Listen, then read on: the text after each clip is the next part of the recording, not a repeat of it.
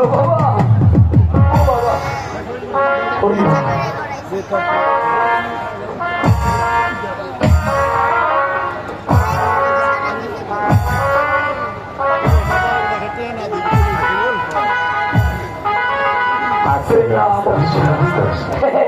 আর সময় আমাকে কিসের জন্য স্মরণ করেছে?